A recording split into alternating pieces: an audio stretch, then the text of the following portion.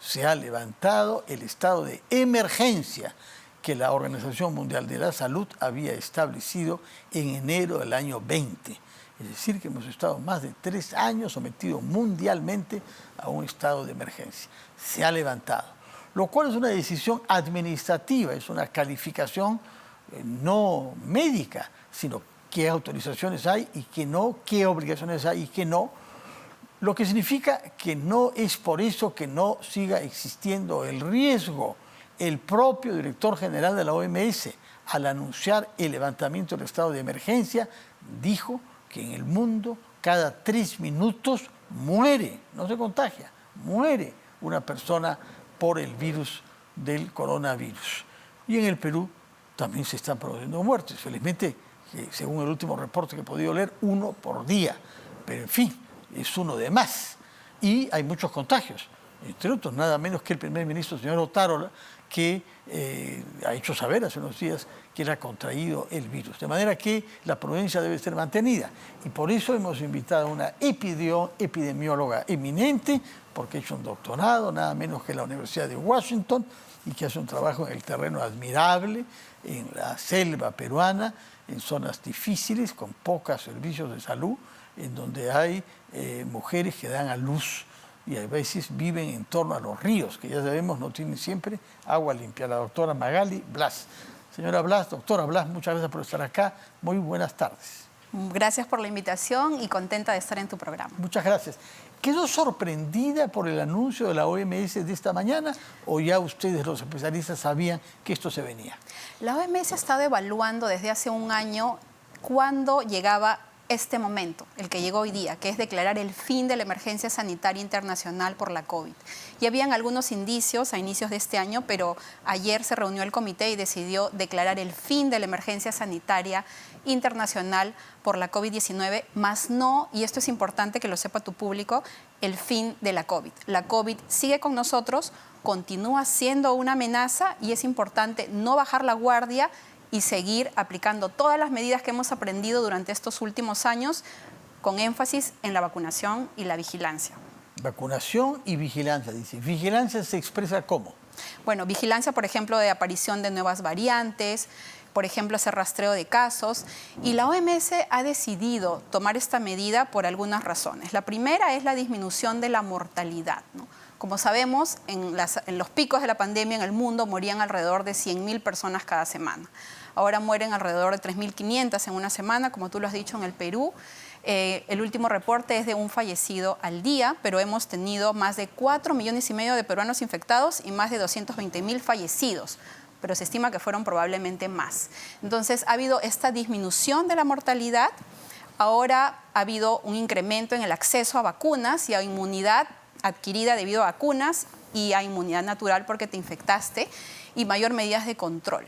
También el hecho de haber declarado esta emergencia sanitaria puso como un énfasis y una presión en los países de mejorar el acceso a vacunas y esto se dio de alguna manera. Aunque en el mundo todavía 30% de personas no están vacunadas. 30% no tienen ninguna vacuna. Ninguna vacuna, sobre todo en países de África. Sobre todo en países de África. Entonces, por hostilidad cultural, porque ha habido un prejuicio contra las vacunas, es una, por diversas ¿es una presión razones del occidente o falta de recursos o por qué razón? Por diversas razones, incluyendo falta de recursos, el hecho de que las personas a veces no quieren vacunarse, el hecho de que las vacunas, y acá hubo una falta de solidaridad entre países. Los países que desarrollaron la vacuna, países de altos ingresos, acapararon las vacunas y como vimos, nosotros quedamos relegados. Entonces, esta medida de alguna manera no se quiere diluir en el tiempo, sino se concentró y por eso es que ahora decidió ya dejar esta emergencia sanitaria. Y además, otra de la razón, y la tercera razón que lo mencionaron en la conferencia de prensa, en la OMS, es que la OMS confía en la importancia de la comunicación y que la comunicación que ellos han dado de no bajar la guardia va a llegar a los países, porque sería catastrófico que el mundo interprete esto como que, COVID desapareció, bajemos la guardia, volvamos a como éramos antes, y eso es algo que no lo ha dado, no. ¿Qué cosa cambia desde el punto de vista legal y administrativo el levantamiento del estado de emergencia mundial?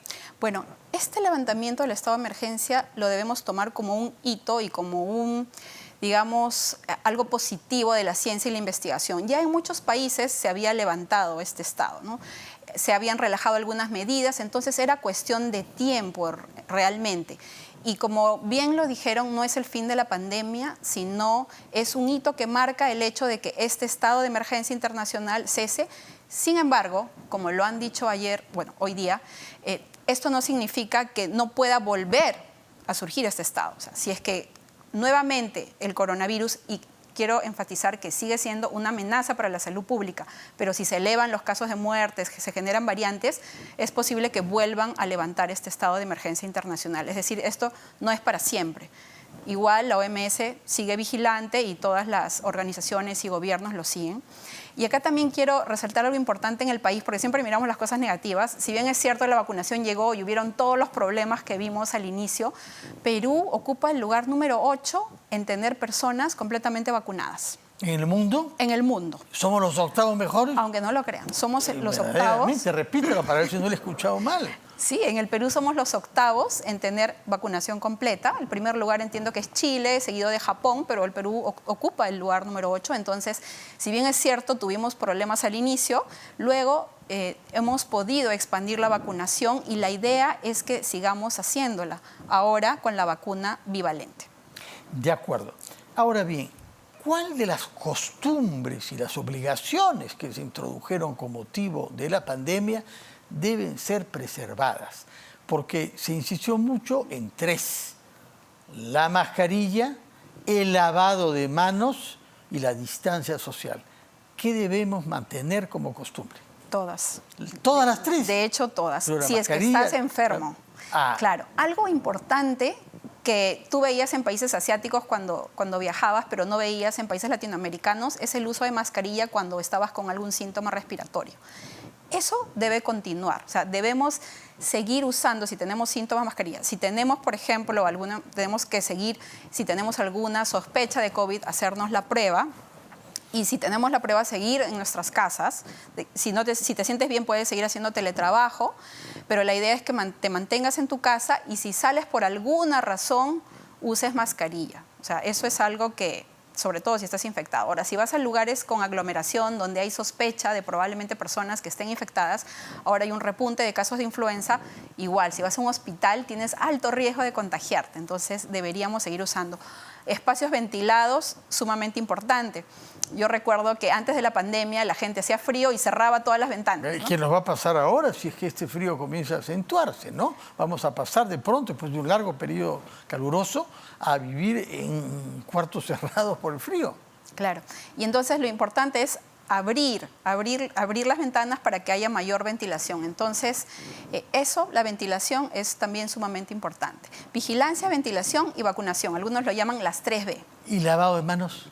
Lavado de manos es, pero el punto crucial. El lavado de manos te puede evitar millones de muertes, no solo por coronavirus, sino por virus de influenza, otros virus respiratorios, pero también enfermedades gástricas. Hay niños que en el Perú todavía se mueren por diarrea. Y todo eso se previene por el lavado de manos, en todo momento. O sea, es importante, y acá como mamá, es importante recalcar a los niños desde pequeños, lávate la mano en momentos importantes, a lo largo de todo el día, antes de comer, después de usar el baño, antes de manipular alimentos, antes de cambiar pañales. O sea, el lavado de manos debería ser algo vital y fue algo vital antes de la pandemia, solo que la COVID ha enfatizado el hecho de la importancia del lavado de manos, pero lavarse bien la mano evita muertes. Y los médicos salva vidas. Lo saben. ¿Usted diría entonces que la mayor parte de los contagios respiratorios no entran porque uno respira algo, sino por la mano? Bueno, por ambas cosas, ¿no? Entran por estos aerosoles, por ejemplo, si yo estornudo y aquí en tu set, y digamos tú captas algo de eso y puede ingresar por tu fosa nasal, o porque yo estornudo, agarro esta taza y alguien la toca y se puede contagiar. O sea, hay varias formas, pero es un contacto, digamos que cercano, de alguna manera. De acuerdo. ¿Qué nos ha dejado como infraestructura sanitaria el haber atravesado de esta manera tan, digamos, complicada la pandemia? Bueno, el tema de vigilancia genómica ha mejorado en el país. Antes esto era concentrado principalmente en el Instituto Nacional de Salud y en algunos centros. Esto se expandió y ahora tú, por ejemplo, en Lambayeque podías tener tu resultado de PCR de COVID, algo que quizás antes no lo habíamos visto. También se ampliaron las camas UCI, antes habían 100 camas UCI, luego aumentaron a más de 3.000 camas más o menos, entonces eso también mejoró. Hubo una contratación de personal para manejo de casos COVID. Sin embargo, claro, nos enfocamos mucho en COVID y perdimos de vista un montón de enfermedades que ya nos matan, como por ejemplo enfermedades crónicas como diabetes, hipertensión. Eso es algo que tenemos que recuperar. El Perú, por ejemplo, en mortalidad materna retrocedió más de 10 años. ¿Por qué? Porque cerraron los centros de salud y las mujeres, bueno, ya no tenían un lugar donde dar a luz, no habían controles prenatales, entonces hemos retrocedido un montón en diversas afecciones y eso es algo que, digamos que debemos evitar que siga sucediendo. Y algo importante que quiero mencionar es que hay una evaluación externa que de alguna manera ha sido recomendada por la Organización Mundial de la Salud, de 19 puntos que deberían evaluar los países para poder luchar contra futuras pandemias, que involucran, por ejemplo, vigilancia, el tema de comunicación adecuada para el público, el tema de control de fronteras, y que el Perú aún no ha implementado y que lo debería implementar. Es decir, es una evaluación de estos 19 factores que podrían ayudarnos a ver cómo estamos ahora y cómo podemos prevenir amenazas futuras que nos puedan suceder, y todo con un enfoque de una salud.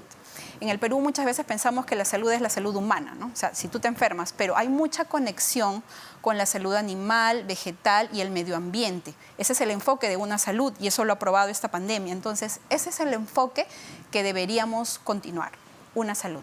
De acuerdo. ¿Tenemos una idea clara, un informe riguroso, científico, de las razones por las que nos ha ido tan mal a nosotros, comparado con otros países? Yo pienso que es el de mayor mortalidad en relación a nuestra población, 220.000 para 33 millones, ¿no? ¿Tenemos un informe riguroso?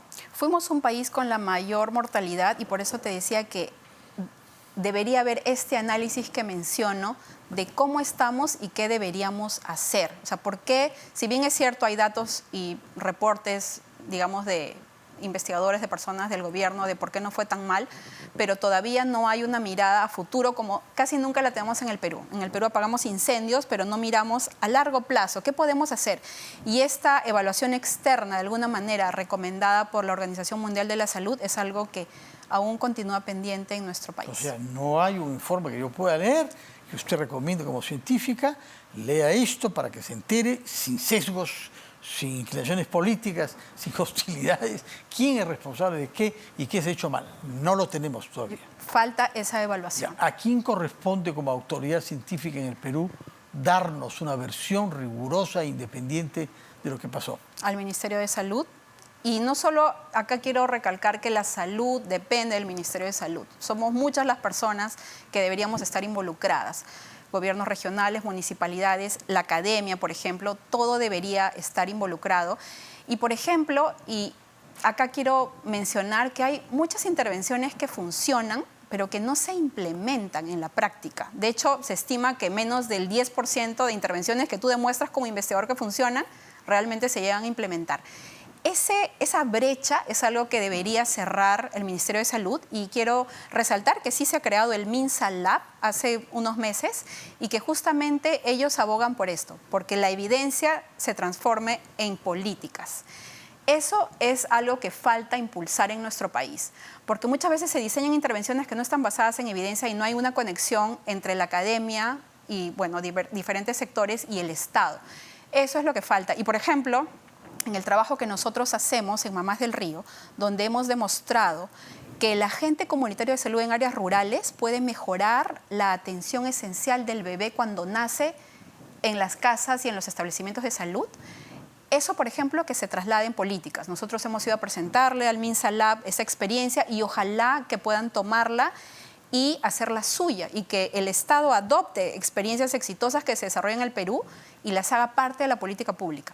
Eso es algo que nos falta. Cerrar esa brecha es muy importante. Su trabajo actual tiene que ver con eso, con las Mamás del Río, como dice usted, y para usted ha quedado demostrado que la tasa de mortalidad materno-infantil se eleva mucho cuando los partos no tienen lugar en un establecimiento de salud, sino junto al río.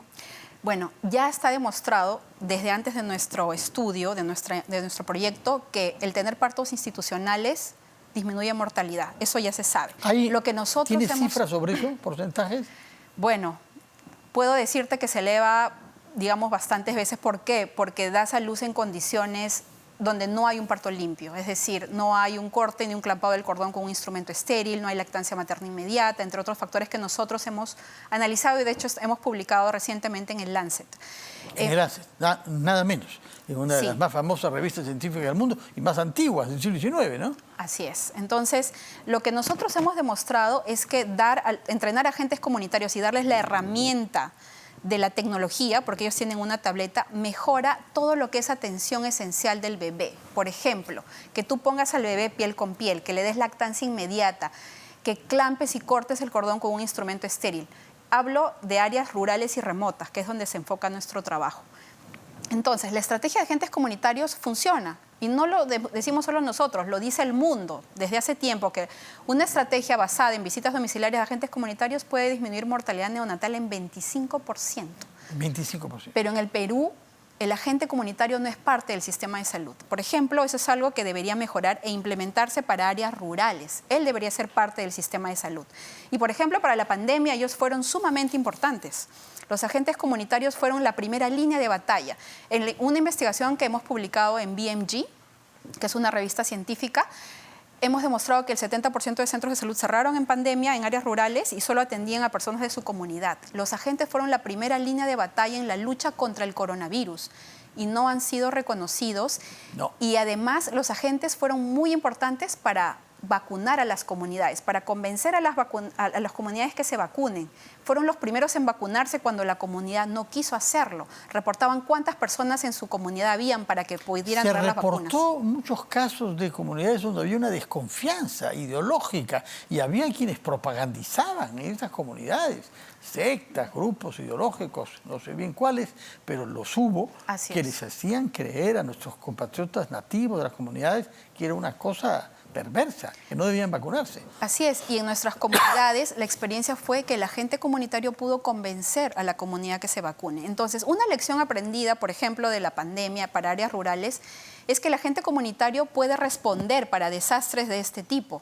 Puede ser la primera línea de batalla, puedes decirle, mira, así se transmite el coronavirus, por favor, educa a la comunidad. Recordemos que en áreas rurales amazónicas son como islas, pero esa lección aún falta incorporarse. El agente comunitario en el Perú, por ejemplo, debería ser parte del sistema de salud para áreas rurales y eso es algo que falta. Una lección, así como muchas de las que tenemos que tomar, es esa, y aún el Estado no lo ha tomado.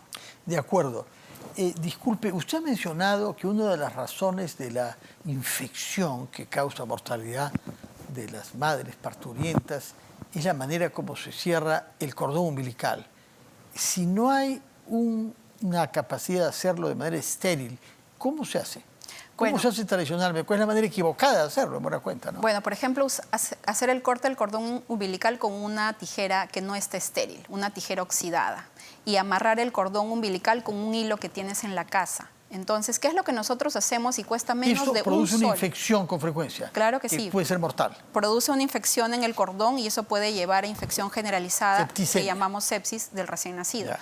Con algo tan sencillo como darle un clamp y un bisturí estéril que cuesta menos de un sol a un agente comunitario en un área rural, tú puedes evitar eso. Se corta y se puede... Hay un clamp estéril, es estéril, les llamamos el lavado de manos, está, digamos que en un paquete sellado y se abre solo al momento del clampaje y corte del cordón umbilical. Pero esos equipos de parto limpios, como nosotros llamamos, en lugares en Amazonía donde el 70% de mujeres va a dar luz en su casa. Según nuestra investigación... 70% de luz en su casa. En los lugares donde trabajamos, 70% de luz en su casa. Sin instrumentos esterilizados. Sin instrumentos, o sea, antes de mamás del río. Hay un riesgo de infección por supuesto. alto. Hay 2 veces más mortalidad neonatal y 4 veces más mortalidad materna. ¿Qué es lo que tenemos que hacer? Algo tan sencillo como lo que nosotros hemos demostrado en la Universidad Peruana Cayetano Heredia, que es en el programa Mamás de Río, entrenar a agentes comunitarios y darles el poder de la tecnología, equipos de parto limpio y educación para que, por ejemplo, hablen con las mujeres sobre la importancia de los signos de peligro durante la gestación, cuáles son, que hagan un plan de parto y emergencia, cuáles son los cuidados que debe tener un recién nacido en la primera hora y a lo largo de los primeros 6 meses, puede mejorar la vida. Muy importante, felicitaciones además por el trabajo que hacen ustedes en la Academia Heredia sobre Mamás del Río. Déjenme pasar ahora del campo, y particularmente de la Amazonía y de las zonas ribereñas de la Amazonía, a las ciudades. Usted ha mencionado varias veces en lo que va de esta entrevista la palabra influenza. Y hay informes de prensa, yo no he visto nada científico aún, sobre un aumento del número de casos de influenza. Algunos dicen es normal porque se está enfriando el clima.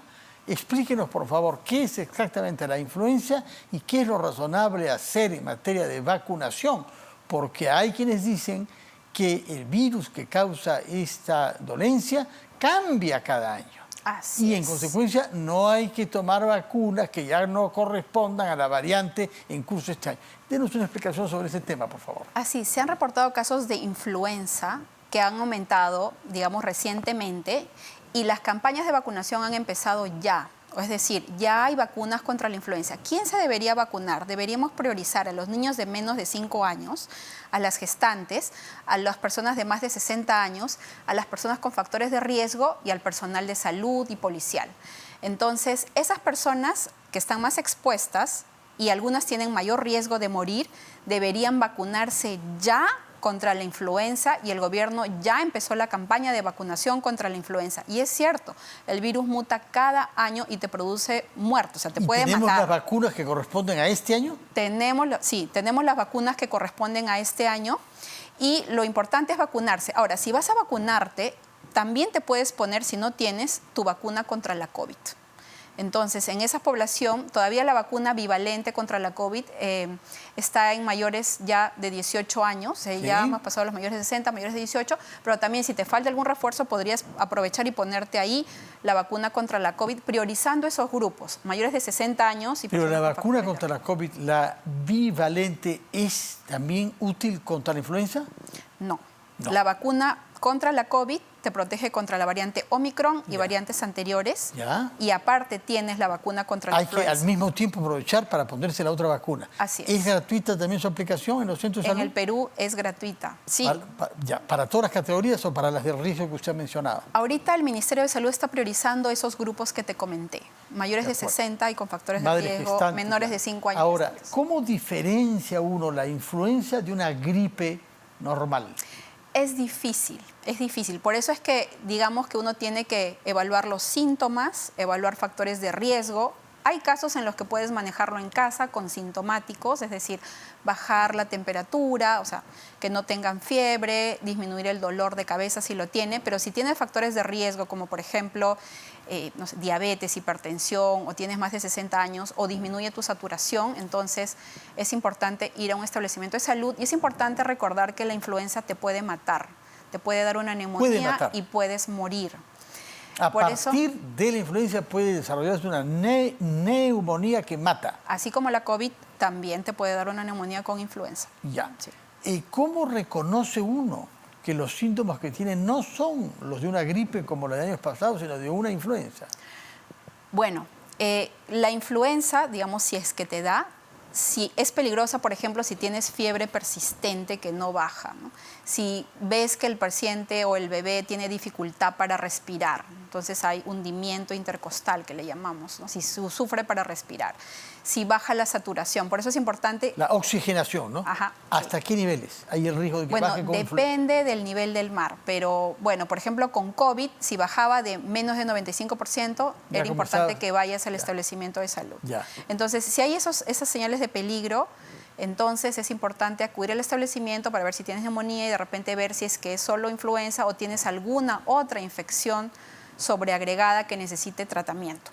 De acuerdo, de acuerdo. En todo caso, lo que recomienda usted es a las personas de las categorías que ha mencionado, a riesgo, mayores de 60 años, mujeres gestantes, niños, personas con comorbilidades, vacunarse con la bivalente y aprovechar para solicitar que se le aplique también la de la influenza de este año 23. Así es, la influenza de este año y usualmente va desde abril hasta septiembre, digamos, el periodo donde hay mayores casos y contagios. Entonces, vacunación es sumamente importante y como lo mencionamos, lavado de manos es clave. Es ¿Para la algo influenza también? Para todo. Para la influenza también. Porque todo. ¿dónde se puede adquirir el virus? Igual, yo estornudo, te transmito el virus, o yo toco algo, alguien viene y lo toca. Pero usted estornuda sin saber que lo tiene. Puede ser Así asintomática y contagiar, igual que el COVID. Igual que el COVID. ¿Alguien puede tener influenza y no tener ningún síntoma? Sí, podrías no tener ningún síntoma, sí. Hay casos asintomáticos como casi en todo. Sí hay casos asintomáticos, pero obviamente digamos que puedes contagiar. En COVID, por ejemplo, tú puedes contagiar antes de que tengas síntomas. 1 o 2 días antes que tengas síntomas puedes aún contagiar y cuando obviamente tienes síntomas también.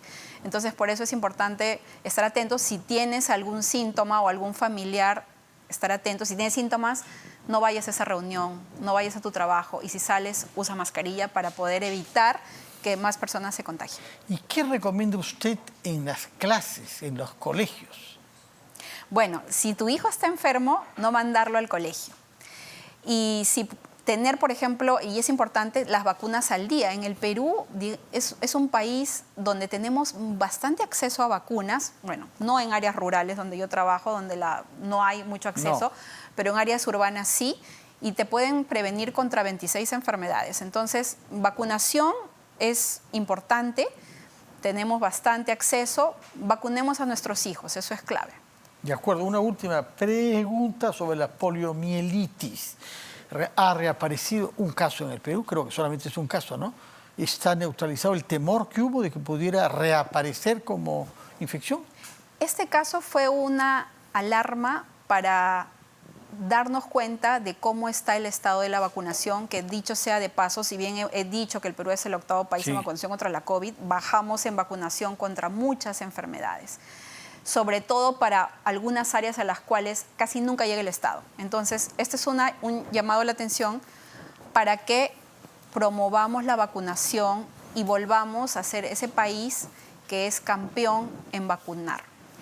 Señora Magali Blas, muchísimas gracias por estar acá. Nos ha dado una lección realmente, además ha dado muestras de una competencia y un trabajo en los ríos de la selva, al mismo tiempo que en las ciudades de nuestro país. Nos ha dado datos sobre eso y una recomendación: prudencia. Mantengamos la buena costumbre del lavado de manos, de la distancia social y de la mascarilla, si uno tiene riesgo de estar infectado, para no, naturalmente, contagiar a otros. Muchísimas gracias y muchas felicitaciones. Su trabajo, sobre todo, con las madres del río.